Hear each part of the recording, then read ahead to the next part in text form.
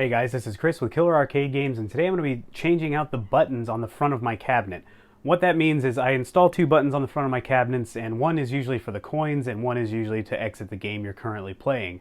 That works great, but they're just two black buttons, and I'm assuming one of these days I'll actually be able to have people over to the house again, and I don't want confusion ruining anybody's time. And you guys who have wives and kids probably already know that getting them to even play your cabinets may be a little difficult. And if it's confusing for them or they get frustrated, they usually just walk away. So what I thought I'd do today is make it very clear which buttons are for credits and which button is for exits. I guess really I'm primarily making it clear about the credits button. The exit button's still just going to be a black button that's not marked, and I think that's still going to be pretty obvious. First off, it's best to show you what I currently use for the button setup, and then I'll show you what I'm going to move to next. So here we are at my MK4 cabinet. This one is actually running the arcade board, but you still need buttons to give credits. I did not build this cabinet. This one was built by actually a friend of mine, Daniel, and I bought it from him, but these buttons here and here are coin buttons, and this button will actually get you into the service menus. These are just black buttons, and again, this is what I always used, but like I said, people are going to be confused, they're going to be reaching for buttons, and they're probably going to hit the wrong button. So if we move over here to the MK2 cabinet and the Blitz cabinets, you'll see the same two button setup that was on my KI cabinet. This is something I've always stuck with, it's always worked well. In this case, it's credit, and that exits. Now, if you've got two people standing here playing, the second player may press that button, and then before you know it, it is game over, and that's not good. No one's going to have any fun with that. So the plan today is to actually go in and swap out those buttons for these 25-cent buttons, or I've actually got some custom art for them, and I'll show you guys those now. If you've been following me for a while, you know I've been toying with the idea of getting these.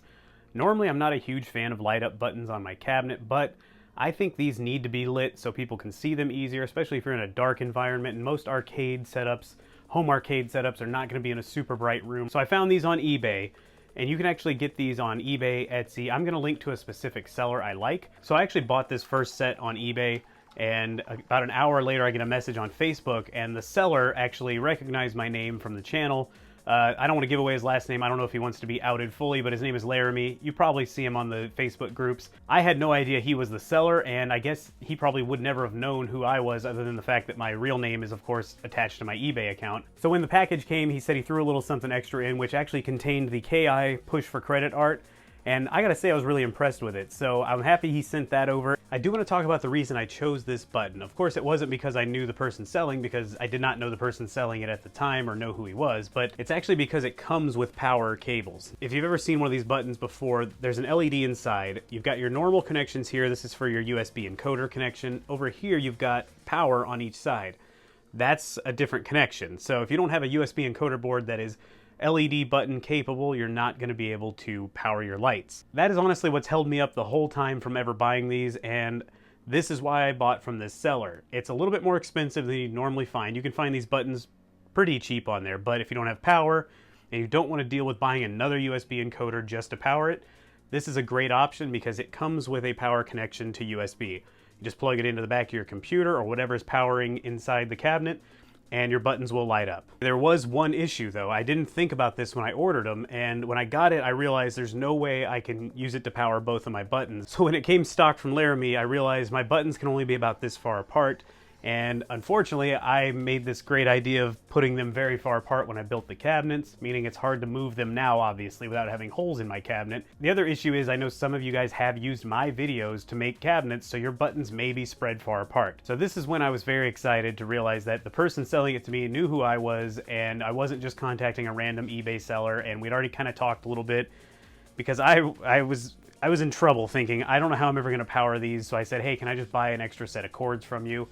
And once again, Laramie was very nice and just sent me two extra sets of cords because he sent me another set of buttons much farther apart, and that means I can now power my buttons just fine, and I can use it off one cord. So he made me custom wires. I have not had a chance to ask him if he will do this for everybody or if it was just kind of a special thing.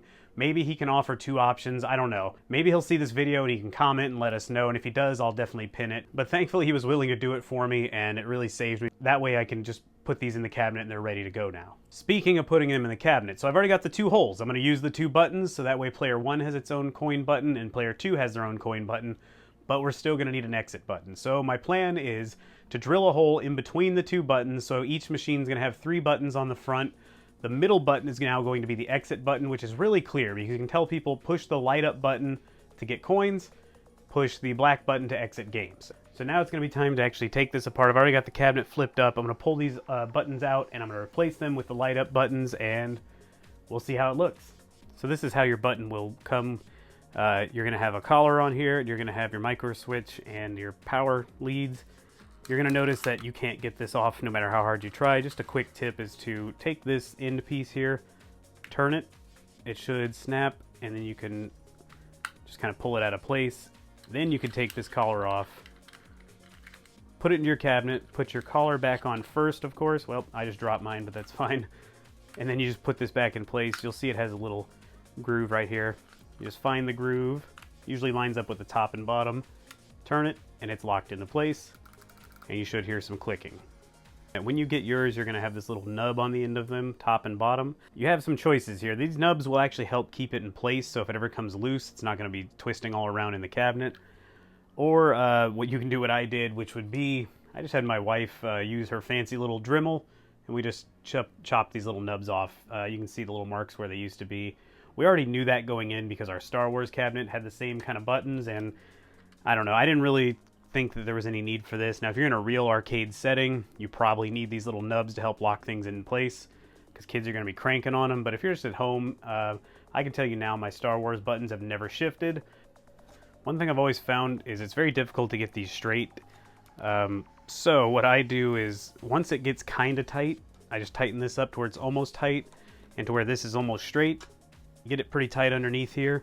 Then you can take this and fine tune it basically. So tighten it up really good underneath. Take this, turn it, and as you turn it, it's actually going to be locking it tighter and tighter. Then you can work on getting it straight, which is actually a little difficult. That's probably not quite straight, but close enough. So that way you don't, because if you go back here and turn it again and you didn't use those little nubs, the actual button's just going to twist. So that's one of the tips I can give you guys. If you don't want to use the little nub pieces on the back, this works pretty well.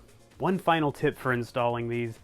So you'll see you've got your two power cables here. One's red and black. I'm assuming one is the ground, one is the power. These do not really specify as far as I can tell. I had this problem with my Star Wars cabinet. I really don't know what's positive and what's the ground, or what's negative. I don't know what you want to call it. So you just play the guessing game. Once again, somebody can let me know in the comments if I'm just completely insane trying this, but I've never had a problem with this. I've plugged it in when it's been wrong and it just doesn't work. You just switch them around and then it does work. So if you're not sure, just try it. It seems to be worst case, it won't light up, and then you can flip it around. All right, guys, got them installed. I thought I'd leave this one as the 25-cent one to show you the video, or to show you what it looks like in video. I added my exit button for launch box there. A little dusty still, I'm noticing on camera, but I'll fix that later. This is the KI one. So he sells a whole bunch of these, I guess, different options you could put in the buttons, and when you order, you can actually pick which one you want. For example, let's look over here at my MK4 cabinet. One button is actually, looks like Scorpion without his mask, so he's got his skeleton head and Sub-Zero. We've also got, over here is Goro and the MK4 logo, so that's pretty cool. It's really nice to have options when it comes to these, because I am going to go ahead and just order an MK2 set and an NFL Blitz set to go ahead and replace these. But for now, what I thought I'd do is make sure these things work. Yes, I'm pretending that I didn't test them before, but I'm going to go ahead and do it now. Let's see what happens here. Oh, and it works. Look at that. We've got a player 2 credit option now on MK4. Since this is the real arcade board, I actually had to use a USB power brick inside the cabinet to power these. But let's see. Boom, we got one there. And there we go. We're all set. Alright guys, that's it. They're installed, and I think they look pretty darn good. I can't wait to get 2 more sets in here so I can put them in the MK2 and the Blitz cabinet. So I guess this is kind of a review, and if I have to give it a review, I'm going to give it the Killer Arcade Game stamp of approval. I don't really think there's any need to give it a score because it's just arcade buttons with art, but they're really well done. I'm happy with them. I have no complaints. I'm especially happy with the custom wires that were made for me, and just the fact that I don't need to buy another USB encoder board to power these lights. It really simplified the install process, and I think it's well worth the little bit extra money you'll pay to get his buttons versus another seller's buttons on eBay. Also, I'd like to say, since these do get the Killer Arcade Game stamp of approval, I really hope that means something to you, because I will never recommend a product that I haven't tried and gone through my own personal vetting process. I usually try to buy multiples of each thing when I do get them, and in some cases you have to. So you kind of get an idea of the consistency and the quality. It's especially nice to know when you're dealing with eBay sellers and not stuff that's just being sold by an online store, because you never know what you're going to get sometimes. So now that I've seen how well he handles this and he's very professional, Laramie got these things out to me quickly, and I don't think it's just because he knew who I was. I do believe that's the kind of business he does. He has good reviews on eBay. So know that I'm never going to recommend something that I haven't personally tried. If you do ask me a question and I could say, well, hey, I don't know if this is any good because I haven't tried it, but it may be something you need, I'll give you a link to that. But I'm never going to link to things in the description that I haven't tried and that I haven't given my own stamp of approval on. One thing that I would change with these buttons, and it's not the button's fault, it's my fault, is if I hadn't pre-built the cabinet with the buttons holes so far apart, I would have liked to have actually installed them down low on the kick plate, closer together, making it look more like an old coin door, because that's more of a natural spot to put coins in on a cabinet, but it's fine. I'm not gonna change it now. I can't really change it now. Just know in the future, if you're building your cabinet, you might want to take these into consideration. You may want to install them lower on the cabinet. That way it looks more like the real coin door area. Go ahead and leave me a comment down below letting me know what you think of this idea. I hope you like it. I really have a good time with it. I think it adds something to the cabinet, which is great. And if you're brand new to the channel, please consider subscribing for more Arcade 1-Up content. I have a lot of older videos now that give you a lot of information about modding, a lot of information on older arcade cabinets, so please go back and check those out too. If you enjoyed the video, please give it a thumbs up. It helps people find the channel, helps people find the video too. And I guess I'll see you on the next video. Thanks for watching.